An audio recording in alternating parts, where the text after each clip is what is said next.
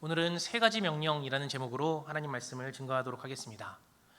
오늘은 맥추감사 성령 강림 주일이죠. 그동안은 이 절기를 지키면서요, 늘 성령 강림에만 초점이 맞춰져 있었던 것 같습니다. 그래서 오늘 찬양은 좀 맥추절에 관한 찬양을 할까도 고민을 했었는데 안타깝게도 맥추절과 관련된 찬양이 없더라고요. 그래서 성령 강림 찬양으로 진행을 했습니다. 먼저 맥추절이 어떤 것인지 한번 살펴보려 합니다. 맥추절은 무엇입니까? 맥추절은요, 첫 곡식을 추수하는 날입니다. 그래서 처음 열매를 말하는 초실이라는 말이 붙게 되어서 초실절이라고 부르기도 합니다. 이스라엘은요, 첫 곡식을 추수할 때 밀을 추수했습니다.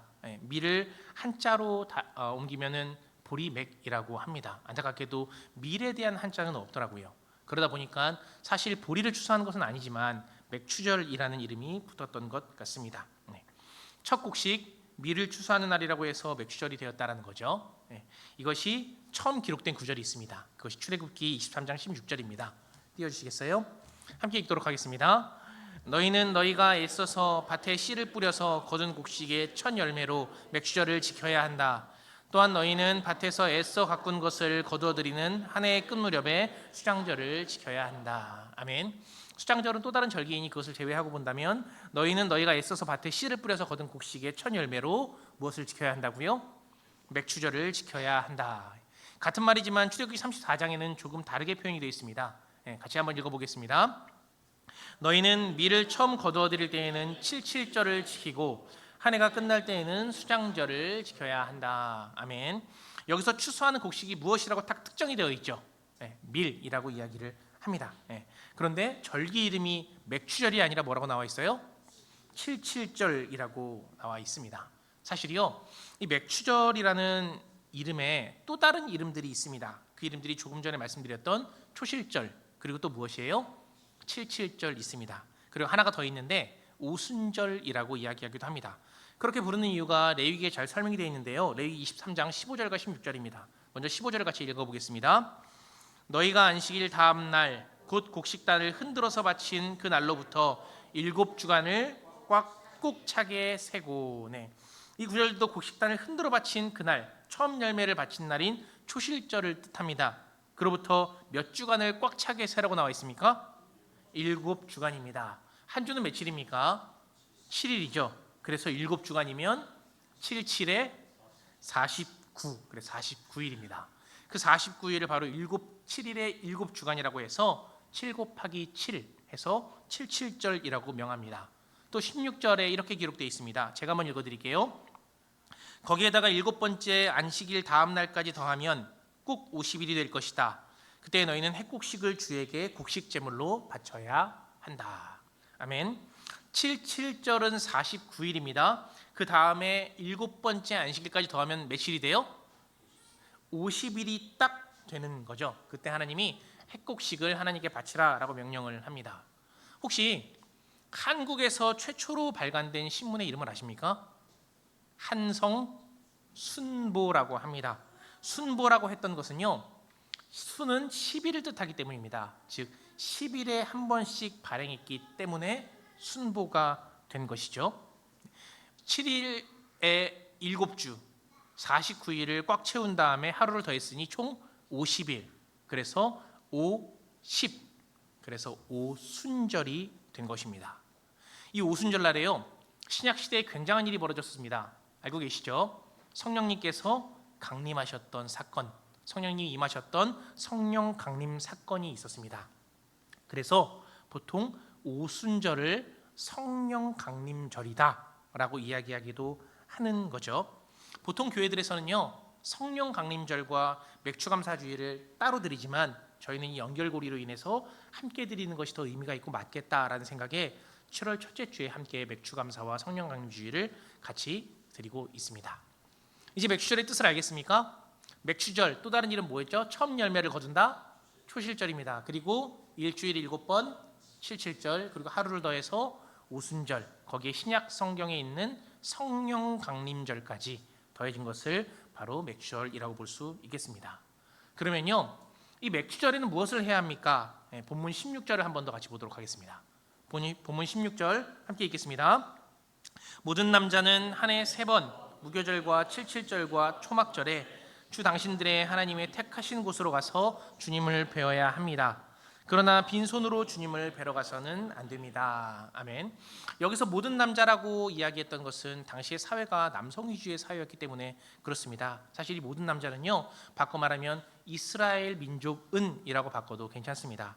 즉 이스라엘 민족은 한 해에 3번의 절기를 지켜야 합니다.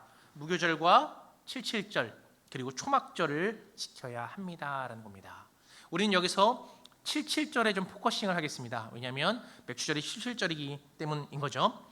즉 칠칠절에는 하나님이 명령을 하는데 그 명령을 지켜야 한다라는 거죠. 그 명령은 무엇입니까? 첫 번째는요, 이것을 이야기하고 싶습니다. 한번 따라해 보겠습니다. 주님을 배워야 합니다. 한 번 더요. 주님을 배워야 합니다. 그렇습니다. 이 77절에는요 16절에 나와 있듯이 하나님이 택하신 곳으로 가서 주님을 배워야 한다라고 기록이 되어 있습니다. 주님을 뵈러 간다라고 얘기하면 우리는 보통 어떤 게 떠오릅니까? 제사를 드리러 가는구나, 예배를 드리러 가는구나 라고 생각을 하죠. 하지만요, 더 명확하게 말씀을 드립니다. 제사를 드려라, 예배를 드려라가 아니라 하나님을 만나러 가야 한다라는 이야기입니다. 어떤 목사님께서요, 한 청년에게 이런 질문을 합니다. 당신은 하나님을 만나고 있습니까? 그러자 그 청년이 이렇게 대답을 하는 거죠. 예, 저는요 매주 예배도 드리고 있고 새벽마다 새벽기도도 가고 있고 큐티도 진행을 하고 있습니다. 그리고요 수요 예배와 금요 예배 또한 드리고 있고요 정해진 시간에 기도도 합니다. 또 가끔씩은 외부에서 진행하는 찬양 집회 같은 것도 종종 다니곤 합니다. 그러자 목사님이 한 번 더 질문을 하죠. 아니요, 그런 행위들 말고 당신은 하나님을 만나고 있습니까? 이 질문이 우리에게 참 많은 생각을 하게 합니다. 우리가요 주님을 생각하기 위해서 참 많은 일들을 하죠. 조금 전에 이야기한 것처럼 예배도 드리고 큐티도 하고 기도도 하고 말씀도 보고 여러 가지 일을 합니다. 그런데 잘 생각해 보십시오. 그 가운데에서 나는 하나님을 만나고 있는가라는 질문을 떠올려 봐야 합니다. 어떤 하나님을 만나고 있습니까? 어떻게 하나님을 만나고 있습니까? 라는 질문이라는 거죠. 16절의 말씀을 한번 자세히 보십시오. 자세히 보시면 단순히 하나님을 만나라라고 이야기하지 않습니다. 하나님을 배울 때 어디에 가서 주님을 뵈라고 이야기하고 있습니까? 하나님이 택하신 곳으로 가서 주님을 배워야 한다라고 말을 합니다. 이 말의 의미는, 저의 해석은 이렇습니다. 내가 편한 곳, 내 중심이 된 곳에서 하나님을 만나지 마십시오. 하나님께서 원하시는 곳, 하나님의 뜻이 있는 곳, 하나님께서 오라고 하신 그곳에서 하나님을 만나야 합니다라는 겁니다. 그러기 위해서는 어떻게 해야 합니까? 내 자리를 떠나야 하는 거죠. 내가 생각했던 것들을 내려놓아야 하는 겁니다. 저는요 이번 맥주감사 성령강림 주일에 우리가 주님을 만났으면 좋겠습니다. 손으로 세상을 한 움큼 쥐고 있으면 주님을 잡을 수가 없잖아요. 이것들을 내려놓고 주님을 안기 위해 주님을 만나러 주님의 자리로 기꺼이 찾아가는 우리가 되었으면 좋겠습니다. 그래서 주님을 꼭 만나고 돌아오는 그런 절기가 되었으면 좋겠습니다. 네. 이제 두 번째 명령이죠. 맥주감사 주일에는 무엇을 해야 합니까? 우리 16절을 한 번 더 같이 읽어보겠습니다. 모든 남자는 한 해에 3번 무교절과 칠칠절과 초막절에 주 당신들의 하나님이 택하신 곳으로 가서 주님을 배워야 합니다. 그러나 빈손으로 주님을 뵈러 가서는 안 됩니다. 아멘. 마지막 부분에 이런 말씀이 있죠. 따라해 볼까요? 빈손으로 오지 마라. 한 번 더요. 빈손으로 오지 마라. 우리가 조금 전에 읽었던 것처럼 맥주절에는요 핵곡식을 가지고 하나님께 나아가야 합니다. 그것 외에요 이스라엘이 바치는 제물들이 참 많이 있었습니다. 공동체로 바치는 제물들이 어떤 것이 있었냐면, 먼저 추수한 밀로 빵 2덩이를 만들어서 가야 합니다. 그리고요 동물들도 제물로 드려야 되는데 민수기 28장 27절에 이렇게 기록되어 있습니다. 제가 읽어드릴게요. 너희는 나 주를 향기로 기쁘게 하는 번제로 수송아지 2마리와 순양 1마리와 1년 된 어린 순양 7마리를 바쳐라. 네. 수송아지를 몇 마리를 바쳐야 돼요? 2마리입니다. 그리고 순양 1마리에 어린 순양 7마리를 더해서 총 8마리를 바쳐야 합니다. 그러면 몇 마리가 됩니까? 수송아지 2, 양 8마리, 총 10마리를 바쳐야 하죠. 여기에서 멈추지 않습니다. 30절입니다. 민수기 28장 30절 다시 읽겠습니다. 또 순염소 1마리를 바쳐 너희 죄를 속하여라. 아멘. 그럼 10마리에 몇 마리를 더해야 됩니까? 1마리. 그렇습니다. 이스라엘은요, 공동체가 총 소 2마리, 양 8마리, 염소 1마리까지 해서 11마리를 바쳐야 합니다. 그리고 조금 전에 얘기한 것처럼 빵 2덩이를 만들어서 가져가야 합니다. 그런데 이것은요, 이스라엘 공동체 전체가 드리는 제물입니다. 그 외에 개개인은 또 따로 가져가야 될 것들이 있다라는 거죠. 핵곡식을 꼭 가지고 와라 라고 얘기했습니다. 거꾸로 말하면 빈손으로는 오지 말아라 라는 뜻입니다. 하나님께서 왜 그러실까? 하나님께서 양식이 부족할까? 아닙니다. 그럼에도 불구하고 하나님은요, 빈손으로 오지 말라고 이야기하는 이유가 있습니다. 저는 그것을 삶에서 좀 깨달은 것 같습니다. 제가 아이들을 대하다 보니까 이유를 좀 알겠더라고요. 종종 아이들이 저한테 아빠 이것 좀 사주세요 라고 부탁을 할 때가 있습니다. 너무 아빠 이것 좀 사주세요 이렇게 얘기했나요? 아빠 이것 좀 사주세요 이렇게 얘기할 때가 있는데, 가끔씩 좀 터무니없이 과하게 비싼 걸 사달라고 할 때가 있습니다. 제가 사줄까요? 사주지 않을까요? 사주지 않습니다. 그런데 예전에는 그런 것을 종종 사줬던 때가 있었던 것 같아요. 장난감 같은 경우가 좀 그런 케이스죠. 크리스마스 때 좀 비싼 장난감들을 사줬던 기억이 있습니다. 그런데 시간이 얼마 지나지 않으면 그 장난감은 저 구석탱이에 처박혀 있거나 아니면 망가져 있거나 한 것을 본 적이 있습니다. 왜 그럴까?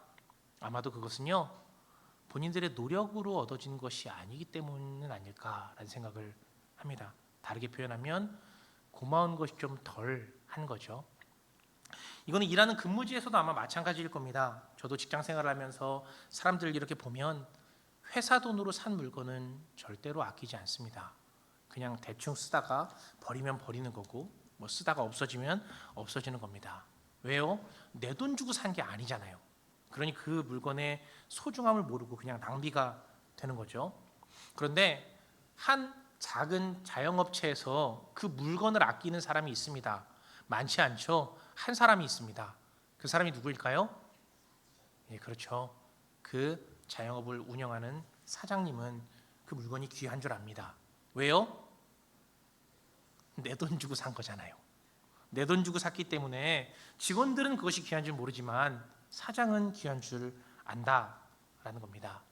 아마 제 이야기의 의미를 이해하셨을 겁니다. 왜 하나님께서 빈손으로 오지 말라고 하셨을까? 그것은요, 그 고마움과 은혜를 기억해야 한다라는 말씀인 거죠. 이 말씀을 본문 10절에서는 이렇게 기록을 하고 있습니다. 한번 같이 볼까요? 10절입니다. 그리고 주 당신들의 하나님이 당신들에게 주신 복을 따라 마음에서 우러나오는 예물을 가지고 와서 주 당신들의 하나님께 77절을 지키십시오. 아멘. 어떤 걸 가지고 오래요? 마음에서 우러나오는 예물을 가지고 와서 77절을 지키라라는 겁니다. 성도님들, 주일에 나올 때는요, 그리고 절기를 지킬 때는요, 그 고마움을 담아서 오셔야 합니다. 마음에서 우러나오는 예물을 주님께 돌려드려야 한다라는 거죠. 한 남성이 있습니다. 아내의 생일마다 진심으로 축하를 해줍니다. 1년, 2년, 5년, 10년, 30년, 50년 그 순간마다, 그 생일마다 정말 진심의 눈빛과 포옹을 담아서 따뜻한 말로 아내에게 생일을 축하한다고 이야기를 해줍니다. 그런데 하나 하지 않는 것이 있습니다. 뭘 하지 않아요? 선물은 하지 않습니다. 돈이 드는 그 어떤 것도 준비하지 않습니다. 이런 손이나 목이나 귀에 끼는 장신구는커녕 보석 반지 사탕 하나도 사다 주지 않습니다.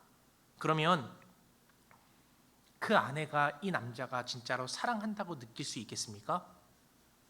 진심입니다. 여보 사랑합니다. 1년, 2년, 5년, 10년, 30년, 50년 아마요 아닐 겁니다.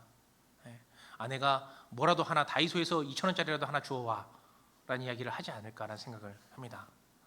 하나님께서도요, 자신을 사랑한다고 하는 성도들에 대한 기대가 있습니다. 마음을 써주기를 원하십니다. 당연히 그 마음은요, 말로 하는 마음만은 아닐 겁니다. 그러니 성도님들, 매주 빈손으로 오지 마십시오. 하나님을 사랑한다면 그에 응당하는 예물을 가지고 오시기를 바랍니다. 적어도 그 사랑한다는 고백이 진심이라면 말이죠. 하나님께 은혜를 입었고 우린 고마움을 아는 사람이지 않습니까? 그러니 그 우러러보는 마음, 그리고 진심으로 우러나오는 마음으로 하나님께 예물을 드리시기를 축원합니다. 마지막 세 번째입니다. 세 번째 명령은 한번 따라해 보겠습니다. 함께 즐거워하라. 한 번 더요. 함께 즐거워하라. 그렇습니다. 우리 11절을 같이 한번 읽어볼까요? 함께 읽겠습니다. 당신들은 주 당신들의 하나님이 그의 이름을 두려고 택하신 그곳에서 당신들과 당신들의 아들과 딸과 남종과 여종과 성 안에서 같이 사는 레위 사람과 떠돌이와 고아와 과부까지도 함께 주 당신들의 하나님 앞에서 즐거워해야 합니다. 아멘. 포인트가 있죠. 함께 즐거워해야 합니다라는 겁니다. 하나님은요, 이스라엘의 가족들 그리고 종들 그리고 모든 사람들과 함께 즐거워하라고 명령하십니다. 이것을 민수기 28장 26절에서는 이렇게 이야기하고 있습니다. 같이 읽어볼까요? 회곡식의 날 곧 새 곡식 제물을 나 주에게 가져오는 77절에는 거룩한 모임을 열고 생업을 위한 일은 아무것도 하지 말아라. 아멘. 거룩한 모임을 여는 것은 이해가 됩니다. 첫째와 둘째 명령이 같이 들어있는 거죠. 하나님을 뵈러 가는 것, 그리고 빈손으로 가지 않는 것이 같이 들어 있습니다. 근데 세 번째 함께 즐거워하라는 말은 도대체 어디에 있죠? 마지막 부분에 있잖아요. 생업을 위한 일은 아무것도 하지 말아라. 그리고 뒤에 이렇게 이야기를 하죠. 23장 21절입니다. 같이 읽겠습니다. 바로 그날에 너희는 모임을 열어야 한다. 그 모임은 너희에게 거룩한 것이므로 그날은 생업을 돕는 어떤 일도 하지 않아야 한다. 이것은 너희가 사는 모든 곳에서 대대로 길이 지켜야 할 규례이다. 아멘. 이것은 너희가 있는 모든 곳에서 대대로 지켜야 할 규례이다. 장소와 시간을 초월해서 지켜야 할 규례이다. 너희는 생업을 돕는 그 어떤 일도 하지 않아야 한다. 왜요? 아들이 있고 딸이 있고 종이 있고 많은 객들이 있으면 자기는 쉴 수 있잖아요. 생업을 하는 일을 해도 자기는 쉴 수 있잖아요. 주인이니까. 그런데 다른 사람들은 쉬지 못하잖아요. 그러면 함께 즐거워할 수 있겠습니까? 나는 즐겁죠. 근데 다른 사람들은 즐겁지가 않지 않을까요? 마치 직장 상사가 이거 오늘 저녁까지 해줘 그리고 퇴근해버리는 거랑 똑같지 않습니까? 그러니 어떤 일도 하지 말라는 것은 너 혼자만 즐거워하지 말아라 라는 의미로 볼 수 있습니다. 주인된 너는 얼마든지 평소에 즐길 수 있지 않냐? 아들이나 딸이나 종들이나 그 외에 어떤 사람들과도 같이 쉬면서 함께 즐거워해야 한다. 이것은 너희 모두가 너희 땅에서 그리고 대대로 지켜야 할 준엄한 명령이다 라고 주님은 말씀하십니다. 그리고요, 놀랍게도 레위기에서는 한 가지 명령이 더 추가됩니다. 이것을 보시면 하나님께서 이런 마음으로 이야기하셨구나라는 것을 알 수 있을 것 같습니다. 레위기 23장 22절입니다. 같이 읽겠습니다. 너희가 밭에서 난 곡식을 거두어 드릴 때에는 밭 구석구석까지 다 거두어 드리지 말고 또 거두어 드린 다음에 떨어진 이삭을 줍지 말아라. 그 이삭은 가난한 사람들과 나그네 신세인 외국 사람들이 줍게 남겨두어야 한다. 내가 주 너희의 하나님이다. 아멘. 이런 말씀을 더 하십니다. 나는 너희들의 주인인 너희들의 하나님이다. 그러니 곡식을 거두어 드릴 때 다 거두지 말아라. 떨어진 이삭 또한 줍지 말아라. 그것은 생활이 어려운 사람들을 위해 꼭 남겨두어라. 밥솥 밑에 있는 누룽지까지 다 퍼먹으려고 하지 말고 적어도 그것만큼은 이웃들을 위해서 나누어라 라는 말씀을 하시는 거죠. 저희는 이제 농사 짓는 사람은 아니지 않습니까? 그래서 나다를 줍는다거나 아니면 구석구석 추수를 한다거나 하지는 않지 않겠습니까? 그렇기 때문에요, 우리는 이 정신을 꼭 기억해야 합니다. 가난한 사람을 자립할 수 있도록 돕는 일, 그리고 그들을 위해서 사회 안전망을 확충하는 일, 차별한 대우나 부당한 대우를 받지 않는 공의로운 사회를 만드는 일까지 아마 우리는 이 절기를 기억하면서 관심의 폭을 넓히고 그것을 위한 행동들을 해나가야 하지 않을까라는 생각을 합니다. 쉽지 않고 어떻게 해야 될지도 좀 막막하지만 그때마다 하나님의 도우심을 구하기를 바랍니다. 하나님, 어떻게 해야 합니까? 내가 무엇을 할 수 있습니까? 라는 질문으로 기도를 하시면 분명 하나님께서 그 길을 알려주시고 인도해 주실 겁니다. 저는요, 지난주에 그 해뜨는 식당 김윤경 사장님과 통화를 했습니다.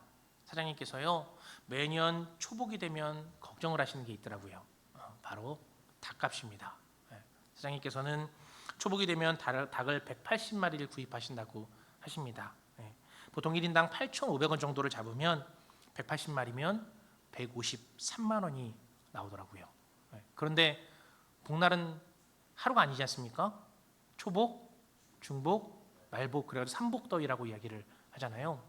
그 삼복이 되면 이것들을 어떻게 해야 할까라는 걱정이 꽤나 크신 것 같았습니다. 그리고 저한테 이런 말씀을 하시더라고요. 그래서 6월과 7월이 되면 평소보다 조금 더 열심히 일을 합니다. 모자란 금액을 어떻게든 본인이 메꾸시려고 하시는 것 같습니다. 하지만 제가 봐도 개인이 그 복날들을 다 감당하기에는 상당히 벅찰 것 같아 보입니다. 그래서요, 우리가 재작년에 다짐했던 것이 있잖아요. 적어도 초복만큼은 우리가 닭값을 좀 후원했으면 좋겠습니다. 그래서 지난주 칼럼에 적은 대로 맥주감사 강림주일에 특별한 개인 후원이 없으시다면 이 기부에 동참해 주시기를 당부드리겠습니다. 왜냐하면 하나님께서 우리에게 뭐라고 명령하셨기 때문에요. 함께 즐거워하라. 너희만 즐거워하지 말고 함께 즐거워하라 라고 말씀하셨기 때문입니다. 말씀을 정리해 보도록 하겠습니다. 하나님은요, 맥추절을 초실절, 칠칠절, 오순절, 성령 강림절에 이렇게 명령을 하십니다. 지킬 것을 지켜야 한다. 첫 번째, 주님을 배워야 한다. 주님을 만나야 한다라는 거죠. 주님이 택하신 곳에서 주님을 만나야 합니다. 주님이 명하신 곳, 주님의 뜻이 있는 곳에서 주님을 만나야 합니다. 성령 하나님을 구하고 내가 내어드린 그 자리에 성령님을 초대하십시오. 그래서 성령 하나님을 만나는 역사가 있기를 소망합니다. 두 번째요, 회금을 드려야 한다라는 거죠. 빈손으로 오지 마십시오. 하나님의 은혜와 사랑을 생각하면서 우리 또한 행동으로 그것을 표현해야 한다라고 말씀을 하십니다. 그리고 마지막 세 번째 뭐라 말씀하셨습니까? 함께 즐거워하라 라고 말씀하셨습니다. 나 혼자 평안과 안식을 누리는 것, 모든 음식이나 재물을 독차지하는 것은 하나님이 기뻐하시는 일이 아닙니다. 하나님도요, 인간을 아십니다. 사람을 잘 아시죠. 그래서 네 모든 것을 나눠라 라고 말씀하시지는 않습니다. 물론 그렇게 되면 하나님께 큰 영광이 되겠지만 주님께서는 적어도 너희가 먹을 것이 충분할 정도로 추수를 했다면 그 구석까지는 파고들지 말아라. 가져가다가 그 곡식의 양이 많아서 나다를 떨어뜨렸다면 그것까지는 줍지 말아라 라고 말씀을 하십니다. 이 세 가지 명령을요, 두 개로 줄여본다면 하나님을 사랑하고 이웃을 사랑하여라 라는 말로 아마 요약이 될 겁니다. 성도님들, 맥추절에도요, 하이 사랑입니다. 하나님을 사랑하고 이웃을 사랑해야 한다라는 거죠. 마지막으로 저는 이 말씀이 몇 주간 큰 은혜가 되었기 때문에 같이 이 말씀을 나누려고 합니다. 본문에 있는 12절 말씀입니다. 우리 같이 한번 읽어볼까요? 당신들은 이집트에서 종살이하던 것을 기억하고 이 모든 규례를 어김없이 잘 지키십시오. 한 번 더 읽겠습니다. 당신들은 이집트에서 종살이하던 것을 기억하고 이 모든 규례를 어김없이 잘 지키십시오. 아멘. 어려운 시간을 겪고 있는 우리죠. 그런데 우리 이 시간을 잘 기억했으면 좋겠습니다. 또 그때 구원의 손길을 베푸신 하나님을 꼭 잊지 않았으면 합니다. 종살이처럼 힘들고 어려운 시간이지만 이 기억이 세 가지 명령을 지키는 좋은 동기가 되었으면 합니다. 그리고 훗날 지금의 나처럼 어려워하는 이웃을 위해서 손을 내밀어주는 하이사랑 공동체가 되었으면 좋겠습니다. 이 명령을 잘 지켜가며 그 미래를 소망하며 살아가는 우리가 되기를 예수님의 이름으로 정말 간절히 축원합니다. 이제 한 번 더 주님의 뜻을 물으며 침묵 기도하시겠습니다. 하나님께서 오늘 나에게 무슨 말씀을 하셨습니까? 나의 생각을 바꾸라는 것은 없었습니까? 더 나아가서 이건 내가 행동으로 결단해야 할 거야 라고 말씀하신 것은 없었습니까? 우리 다 같이 1분 동안 침묵 가운데 기도하시겠습니다.